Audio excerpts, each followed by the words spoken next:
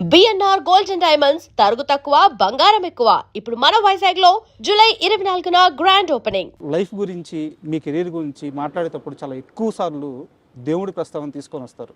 So దేవుడిని మీరు చాలా బలంగా నమ్ముతారు. అయితే ఒక ఇంటర్వ్యూలో మీరు మాట్లాడుతూ నా పైన చేతబడి కూడా జరిగింది అని చెప్పి మీరు అన్నారు. సార్, మీ పైన జరిగిన అక్రమ కేసులు వాటి గురించి అన్ని వివరాలు అందరికీ తెలుసు. దాని నుంచి మీరు కడిగిన ఒక ముత్యంలాగా ఎలా బయటపడ్డారో కూడా అందరికీ తెలుసు. అయితే ఈ చేతబడి చేపించిన వ్యక్తులు ఎవరు సార్? అది తెలియదండి. ఇప్పుడు కూడా అది చాలా ఇండస్ట్రీలో కూడా ఇప్పుడు కూడా బిజినెస్, ఫిలిం ఇండస్ట్రీ తర్వాత వాటిలంతా ఇప్పుడు జరుగుతూనే ఉన్నాయి ఇప్పటికీ.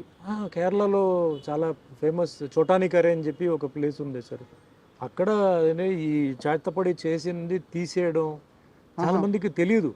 అంటే రకరకమైన మెథడ్స్, విచ్ క్రాఫ్ట్ అంటారు చూసారా, రకరకమైన ఇవి ఇంకా జరుగుతూనే ఉన్నాయి సార్. కేరళ వాళ్ళకి బాగా తెలుసు ఎట్లా దాన్ని ప్రయోగం చేయడం, ఎట్లా దాన్ని చేయడం, డల్ చేయడం, లేకపోతే మనస్పర్ధాలు తీసుకురావడం, అది ఇప్పుడు కూడా ఉందన్నమాట. అది అప్పట్లో నాకు అంటే కొందరు ఏం చెప్పారంటే కొంచెం టైంలో అంతా ఇది జరిగింది చెప్పేసరికి నేను కూడా తర్వాత అక్కడికి వెళ్ళిపోయి, అంటే వాళ్ళు ఏదో చేశారండి, ఏదో పూజ చేయాలన్నారు, ఏదో చేసాం, విడిపించాం, అయిపోయింది అన్నారు. ఓకే, అదేం నేను కాదు అని నేనేం చెప్పను. బట్ నేను ఏమి నమ్ముతానంటే నేను చెప్తున్నాను చూసారా, టైం అనేది, ఆ డెస్టినీ అనేది ఒక డిజైన్ పెట్టేసింది సార్. ఈ సంవత్సరం ఇది, ఈ సంవత్సరంలో ఈ నెల ఇది, ఈ నెలలో ఈ వారం ఇది, వారంలో ఈ రోజు ఇది, అది జరిగి తీరాలి. అది జరిగి తీరాలి సార్. అది నా ఎక్స్పీరియన్స్తో చెప్తున్నాను.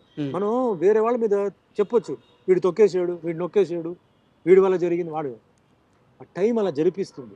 ఆ టైం కొందరితో చేయిస్తుంది. వాళ్ళకి చెయ్యాలన్న ఉద్దేశం లేదు, అది వాళ్ళ రాతే. అది వాళ్ళ రాతే. ఆ కర్మ, అదే కర్మ అనేది ఆ తప్పు చేయిస్తుంది అక్కడ. వాళ్ళు తర్వాత అనుభవించాలి. ఖచ్చితంగా సార్, ఖచ్చితంగా వాళ్ళు ఫ్యామిలీతో అనుభవిస్తారు. నాకు దెబ్బ తగిలిందంటే నా చేయి నొప్పి అండి, నా ఇంట్లో పిల్లలకు దెబ్బ తగిలితే ఏంటండి, వాళ్ళకన్నా నాకు నొప్పి ఉంటాడు. అది అలాగే రోగాలు రావడం, రోగాలు కూడా టైంని బట్టి సార్ వస్తుంది. మన బాడీలో ఫుల్ ఏంటంటే, అంటే నేను కొంచెం ఎస్ట్రాలజీ చదివాను సార్. మన బాడీలో ప్రతి part is connected to planet అండి సార్. ఏదో ప్రాబ్లం ఉంది అంటాడు డాక్టర్, అంటాడు నీకేమీ లేదు, నువ్వు బాగానే ఉన్నావా, నువ్వు ఎక్కువగా ఆలోచిస్తున్నావు, నీ రిపోర్ట్స్ అని బ్రహ్మాండంగా ఉంది అంటాడు. కానీ అతనికి సరిగా లేదు, రాత్రి నిద్ర పట్టట్లేదు, శ్వాస సరిగా రావట్లేదు, ఏదో అంటాడు. అన్డయాగ్నోజబుల్ డిజీజ్ అంటారు. వాడి కష్టం వాడికి ఒక్కడికే తెలుస్తుంటుంది, వాడికే తెలుసు. అదే దట్ ఈస్ టైం. అలాగే బాగా తాగుతాడు సార్ వీడు, ఉదయం మధ్యాహ్నం సాయంత్రం పూట తాగుతాడు, 10 సంవత్సరాల నుంచి తాగుతున్నాడు, కానీ ఇంకా బ్రహ్మాండంగా ఉన్నాడు అంటారు. అది టైమే. అంటే ఆ గ్రహాలు, లోపల ఉన్న గ్రహాలు అంత బలంగా ఉంటాయి సార్. యాక్సిడెంట్ జరుగుతాయి సార్, అయిపోయాడు అనుకుంటాం, బ్రతికిపోతారు, తిరిగి వస్తాడు. కొందరు నుంచి అలా పడిపోతారు. అవును. All this is connected to time అండి. Family, career, health, wealth, prosperity, అధికారం, అవన్నీ టైం కనెక్టెడ్. మనం అందుకే చెప్తాను కదా, అవతల వాడిని చూసి ఎప్పుడు మనం వాడు ఎలా ఉన్నాడు నాకు ఎలా ఉండాలి, అవదు, కష్టం. సార్, ఆస్ట్రాలజీ అన్నారు కాబట్టి నాకు ఒక చిన్న డౌట్ ఉంది. అంటే మీకు గురుడి స్థానం చాలా బలంగా ఉంది, బుధ గురు, అంటే నాకు కొంత అవగాహన ఉంది, అందుకని అడుగుతున్నాను. మీ జాతకం ప్రకారం బుధ స్థానం, గురు స్థానం చాలా బలంగా ఉంది. అండ్ మీకే తెలియకుండా చిన్నప్పుడు ఒక ఆర్ట్ ఫామ్ నేర్చేసుకున్నారు, మార్షల్ ఆర్ట్స్. అంటే గురుగ్రహం బలంగా ఉన్న వాళ్ళకి ఆర్ట్స్ వచ్చేస్తాయి. ఖచ్చితంగా మీ జాతకంలో మీరు ఇండస్ట్రీలోకి ఒక ఆర్ట్ వైపు రావాలని రాసిపెట్టి ఉండాలి, కానీ మీ జాతకంలో అది లేదంట. అవును. ఎలా సార్, ఇది పూర్తిగా విరుద్ధంగా ఉంది. పైవాడు అండి, ఇక్కడే వస్తుంది. ఇప్పుడు అన్నిటికన్నా శక్తి అనేది మహాశక్తి సార్. ఆ శక్తి ఏంటంటే, ఇప్పుడు మనిషి జాతకం రాస్తాడు సార్, జాతకాన్ని కూడా ఉల్టా తిప్పగలిగే శక్తి పైవాడు సార్. ఓకే. చాలామంది జాతకం చెప్తారు సార్, ఆ డెత్ అనేది ఎవడైనా కరెక్ట్గా చెప్పగలుగుతాడా? చెప్పలేడు. అదేంటి, వాడు జాతకం అయిపోయింది కదా, వాడు ఇంకా వాడు ఉన్నాడు ఏంటి, ఇంకా వాడు తిరుగుతున్నాడు ఏంటి అంటారు.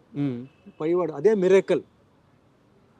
మిరాకిల్ మీనింగ్ ఏంటంటే అది, వాడికి టైం అయిపోయింది. ట్రాజెడీ మీనింగ్ ఏంటి, అదేంటి అప్పుడే చనిపోయాడు, పాపం చిన్న వయసు, వాడికి ఇంకా మంచి భవిష్యత్తు ఉంది కదా, జాతకంలో అలా లేదు కదా. కర్మ. పెళ్ళి అయిన తర్వాత అన్ని జాతకాలు చూసి పెళ్లి చేస్తారు సార్ కదా. అవును. మ్యాచ్ అయిందా లేదా అని. అవును, చాలా ముహూర్తాన్ని బట్టి టైం తాళి కడతారు. అవును. ముహూర్తానికి ఫస్ట్ నైట్ పంపుతారు, అన్నీ పంపుతారండి. ఎందుకు విడిపోతున్నారండి? పెద్ద పెద్ద వాళ్ళు చీప్గా చూడరు కదా అవును. జాతకాలు. అవును. పూర్వజన్మ కర్మ, కర్మ. ఆ పూర్వజన్మ కర్మలో బ్యాలెన్స్ ఉంటుంది, అది బెండు తీస్తుంది. ఎట్లా? పిల్లల ద్వారా. ఉమ్. ఎవడైతే తప్పు చేశాడో వాడేమనుకుంటాడు, నన్ను ఎవడేం పీకలేడు, నేను అది చేశాను ఇది చేశాను, వాడిని మోసం చేశాను అనుకుంటాడు. కానీ వాడికి ఒక మనసు ఉంటుంది కదా, దానికి అంతరాత్మ ఫీలింగ్ ఉంటుంది తెలుస్తుంటుంది. కదా, అవును. అది ఫీలింగ్ ఇవ్వాలి కదా. ఎవరి ద్వారా? పిల్లల్ని బెండి తీస్తే ఆడు ఏడుపుతాడు, లేదా వాడు ఏడవడు. సో ఆ కర్మ సిస్టమ్ అండి. You get what you give అంటారు. You give happiness, you get happiness. You give sorrow, you get sorrow. So ఆ కర్మ సిద్ధాంతం అక్కడ ఏంటంటే అది బుక్లో ఎంటర్ అయిపోతుంది. మీరు ఏ తప్పు చేసినా అది ఎంటర్ అయిపోతుంది.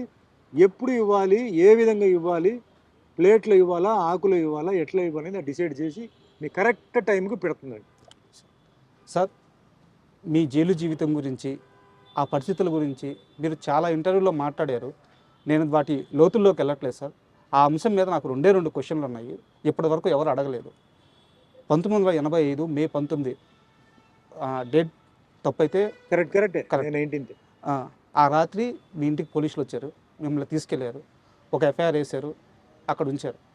సరే, దాని నుంచి మీరు ఒక 6 నెలల తర్వాత బయటపడ్డారు, జైల్లో చాలా కష్టాలు అనుభవించారు. ఇవన్నీ పక్కన పెట్టేద్దాం, ఎందుకంటే అందరికీ తెలుసు.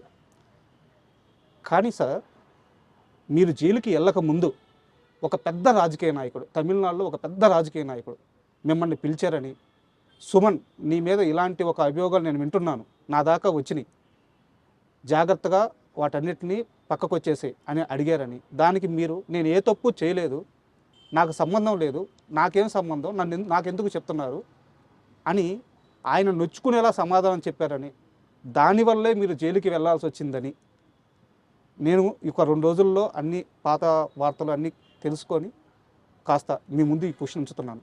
నిజమా అబద్ధమా? రాంగ్ అండి. ఎవరు నన్ను పిలవలేదు, ఎవరు నాతో మాట్లాడలేదు, ఏ పెద్ద రాజకీయ నాయకుడు కూడా నా దగ్గరికి రాలేదు. It was all of a sudden అండి. సుమన్ జైలుకి వెళ్తారని సుమన్కి ముందే తెలుసు కదా? లేదు, తెలియదు. తెలిస్తే మేము జాగ్రత్తలు ఉంటాము. మీ వెనక పోలీసులు పడుతున్నారని, మీ కాల్స్ కానీ మీ మెసేజ్లు కానీ ఎవ్రీథింగ్ పోలీసులు ట్రాక్ చేస్తున్నారని మీకు తెలియదా? అక్కడ మెసేజ్ ఎక్కడ ఉంది ఆ టైంలో? కాల్స్ లేవు. అంటే మా ఐడ్రీమ్కి వచ్చినప్పుడు భానుచంద్ర గారు ఒక మాట చెప్పారు. ఒకరోజు రోడ్డు మీద ఆయన పోతా ఉంటే మీరు ఆల్ ఆఫ్ సడన్గా కార్ వేసుకొని వచ్చేసి, అప్పటికే అది న్యూస్ వచ్చేసిందండి. అది జరిగిన సెకండ్ డే ఏదో నాకు అరెస్ట్ అయింది. ఓకే, అంతే. అది ఆయన చేసిన సెకండ్ డేకి నాకు అరెస్ట్ అయింది సార్. అప్పటికి మనకి అంటే మనకు ఉన్న ఒక సర్కిల్ ఉన్నారు కదా, 2-3 days ముందు తెలిసిపోయింది. సర్కిల్ చెప్పారు ఓకే, ఇట్లా ఏదో అనుకుంటున్నారు ఇట్లా అన్నప్పుడు, ఇప్పుడు భయపడిపోయి కండిషన్ బెయిల్ తీసి లేకపోతే హై బెయిల్కి పోవడం లేదు. నేను I wanted it, let it come. I was prepared come what be. ఎందుకంటే అలా చేసినప్పుడు వేరే ఎవడో చేయాలనుకున్న వాడు ఇంకా దారుణంగా ఏదో ఒకటి చేస్తాడు. ఇప్పుడు ఇలా వెళ్ళిపోవడంతో ఏంటంటే వాడి మైండ్లో వేరే ఏదైనా ఉండుంటే అది వెళ్ళిపోయాడు లోపల, అమ్మయ్య నా ఇదే అనుకొని కొంచెం వాడు రిలాక్స్ అవుతాడు. అది అవలేదు అనుకోండి, ఇంకా వేరేదైనా వాడు చేయవచ్చు కదా. సో రాని చూద్దాం, నా టైం ఎలా ఉందో చూద్దాం, ఏం జరుగుతుందో చూద్దాం అని చెప్పి నేను ఐ ఫేస్డ్ ఇట్. నేనేమి పారిపోయి ఎవరి రికమెండేషను లేకపోతే ఎవరిది ప్రెషరు అట్లాంటిది ఏమి నేను అడాప్ట్ చేయలే. ఇట్స్ మ్యాటర్ ఆఫ్ టైం అండి, అంతే. రకరకంగా న్యూస్ ఉంటుంది, అది ఇది అని. బట్ నా లెక్క ప్రకారం అది ఓన్లీ టైం. ఆ టైం వచ్చేటప్పటికి ఎవరో ఒకరు దాన్ని చేయిస్తారు. మంచి చెడు. 6 నెలల జైలు జీవితం అంటే చిన్న విషయం కాదు సార్. ఎందుకంటే 2 రాత్రులు జైల్లో ఉంటేనే మనిషి మానసికంగా కృంగిపోతారు. పక్కన ఎవరు ఉండరు, అయిన వాళ్ళు ఉండరు, పలకరించే వాళ్ళు ఉండరు. 6 నెలల జైలు జీవితం తర్వాత జైలు నుంచి వచ్చి బయటకు వచ్చిన సుమన్ను చూసి, ఈ మనిషి 6 నెలలు జైల్లో ఉన్నాడా, ఏంది ఇంత ఫ్రెష్గా ఉన్నాడు అంటే ఒక మల్లెపువ్వులాగా తిరిగి వచ్చారంట. ఆ 6 నెలల కాలంలో ఫిజికల్గా కానీ మెంటల్గా కానీ మీరు స్ట్రాంగ్గా ఉండడానికి జైల్లో ఏం చేశారు? First point karate sir. Okay, karate నాకు మెయిన్ బేస్. అక్కడ కూడా జైల్లో కూడా కరాటే ఎక్సర్సైజ్ నేను చేసేవాడిని. తర్వాత జైల్లో ఉన్న ఖైదీలు ఎవరైతే ఉన్నారో వాళ్ళని చాలా బాగా చూసుకున్నారు సార్. ఖైదీలా? ఎప్పుడు నేను అందుకే సెక్యులరిజం అనేది నాకు చిన్నప్పుడు సెక్యులరిజం. నేను పుట్టింది హిందూ ఫ్యామిలీ, నా పక్క ఇల్లు ముస్లిమ్స్. మా అమ్మగారు కాలేజ్ ప్రొఫెసర్, ఆవిడ ఊటీకి వెళ్ళేటప్పుడు పక్క ఇల్లు వాళ్ళని చూసుకోమని చెప్పేసి వెళ్ళేవారు. నేను ముస్లిం భోజనాలు వారం రోజులు తినేవాడిని. I studied in a Christian school sir, church Pak అని చెప్పి కాన్వెంట్ అనమాట. సో క్రిస్టియన్ ముస్లిం రెండు అక్కడ వచ్చేసింది. స్కూల్లో నాకు Parsi friends, Buddhist friends, Jain friends ఉండేవారు. సో పక్కా సెక్యులర్ దీంతోనే నేను పెరిగాను. స్కూల్లో కూడా మొత్తం అంటే ఆల్మోస్ట్ ఆల్ కాలేజ్ వచ్చే వరకు సెక్యులరిజమే. జైల్లో వెళ్ళినప్పుడు రకరకమైన మనుషులు ఉన్నారు. తప్పు చేసిన వాళ్ళు ఉన్నారు పరిస్థితిని బట్టి, తప్పు చేయని వాళ్ళు ఉన్నారు. బట్ అందరికీ సింపతి నా మీద, నాకు అలా జరగడంతో అందరూ సింపతిగా ఫీల్ అయ్యి వాళ్ళ భోజనాలు కూడా నాకు సగం సగం సగం వాళ్ళు డైలీ షేర్ చేసేవారు. బా. మీరు తగ్గకూడదు సార్, మీరు ఎలా వచ్చారో ఉమ్, బయటికి వెళ్ళినప్పుడు దానికన్నా మీరు బెటర్గా వెళ్ళాలని చెప్పి వాళ్ళకి ఇస్తుందే రేషన్ అండి. వాళ్ళకి అవును. ఫ్రీ మీల్స్ ఉండదు. అవును.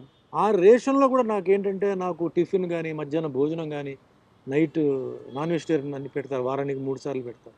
మీరు తినాలి అని చెప్పి నన్ను చూసుకుంది ఎవరంటే మొత్తం జైల్లో ఉన్నవాళ్ళు. ఎందుకంటే జైలు వాళ్ళు ఎక్స్ట్రా ట్రీట్మెంట్ చేయరండి. సార్. పొలిటికల్ ప్రిజనర్ అయితే చేస్తారు, పొలిటికల్ ప్రిజనర్కి చాలా బాగా చూసుకుంటారు. బట్ నార్మల్ పర్సన్ ఎవరైతే రిమాండ్లో వచ్చున్నారో వాళ్ళని మామూలుగానే ట్రీట్ చేస్తారు. నేను బయట రావడానికి ఆ టైంలో మెయిన్ ఎవరంటే ఆ జైల్లో ఉన్న జైలు ఇన్మేట్సే. దాంట్లో హిందూ, ముస్లిం, క్రిస్టియన్ అందరూ అన్ని క్యాస్ట్, అంటే తమిళనాడు ఉమ్, ఉమ్. అన్ని క్యాస్ట్ అన్ని రకమైన మతాలు కులాలు ఉన్న వాళ్ళు చూడడంతోనే నేను బయటకు వచ్చినప్పుడు ఎవరు నమ్మలా. సార్. ఎవరు ఈయన జైలుకి వెళ్ళింది బ్రహ్మాండంగా ఉన్నాడు, ఈయనకేంటి అబద్ధం చెప్తున్నారు చాలా మంది చెప్పేవారు. సో అవన్నీ భగవంతుడు చూసుకున్నాడు. ప్రాసెస్ ఏంటంటే ఇట్స్ ఎ లెర్నింగ్ ప్రాసెస్. మనం లైఫ్లో ఒక జర్నీ ఏమేమి నేర్చుకోవాలో, ఏ ఏజ్లో నేర్చుకోవాలి, ఎలా నేర్చుకోవాలి అన్నీ నాకు ఆ టైంలో ఒక మంచి ఒక లెసన్ లాగా నాకు వచ్చి ధైర్యం అండి ఫేస్ చేయడానికి ఏదైనా సరే. ఇప్పుడు ఒక లెవెల్లో ఉన్నాం, కిందకి వెళ్ళిపోయాం, ఇప్పుడు ఎలా ఉండాలి, మళ్ళీ పైకి వస్తాం. సో అట్లా బ్యాలెన్సింగ్ ఆఫ్ లైఫ్ నాకు ఇలాంటి జర్నీలో నాకు జరగడంతో ఈరోజు ఏదో డెస్పరేట్ అయిపోవడం, ఉక్కిరిబిక్కిరి అయిపోవడం, డ్రగ్స్కి వెళ్ళిపోవడం, never. Drugs never. Because every day will not be same. ఆ దెబ్బలు పడితే కదా సార్ ఈ స్ట్రాంగ్నెస్ వచ్చేది. ఇప్పుడు అంటారు కదా, today is not like yesterday, tomorrow will not be like today. So అది మైండ్లో కొన్ని అలా ఫిక్స్ అయిపోతే మళ్ళీ ఎవడేం పీకలేరు.